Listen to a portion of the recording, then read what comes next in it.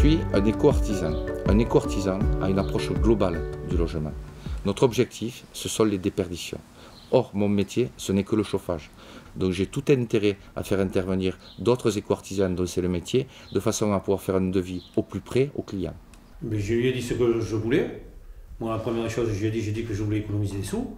Et lui, après, il m'a conseillé les travaux à faire sur la maison. Une fois que nous avons réalisé le bilan énergétique, nous avons décidé de partir ensemble sur 3 chiffrages différents. J'ai donc convoqué 2 autres éco-artisans, un qui fait la partie isolation des combles, l'autre qui fait de l'isolation par l'extérieur, à un même rendez-vous avec le client. Et je suis revenu ensuite avec les devis de tout le monde chez le client pour présenter une offre globale avec un seul intervenant auprès du client. J'ai eu 3 entreprises différentes, mais en fait j'ai eu contact qu'à M. Galigné. C'est lui qui a géré les 3 entreprises, et moi j'ai eu qu'à faire à lui. Et pour moi, c'est bien simplifié le travail.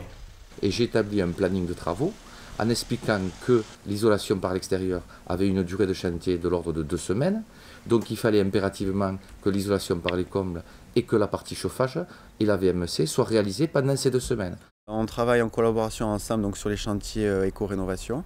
On est passé par la toiture pour pouvoir enlever l'ancienne isolation mais aussi souffler la nouvelle. Ce qu'on a utilisé, c'est de la laine minérale qui a été traitée et qui est devenue blanche comme du coton. Donc pour le client, c'est un gage de qualité mais aussi de confort, que ce soit pour lui ou pour les autres intervenants.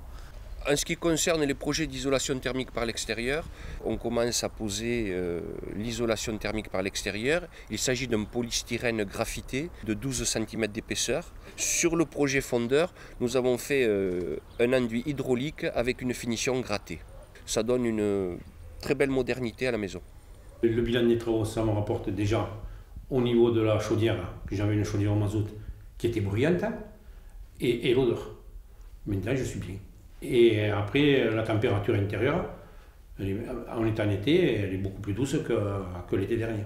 En fait, la température extérieure, c'était la même qu'à l'intérieur, autant l'hiver que l'été. Maintenant, c'est beaucoup mieux.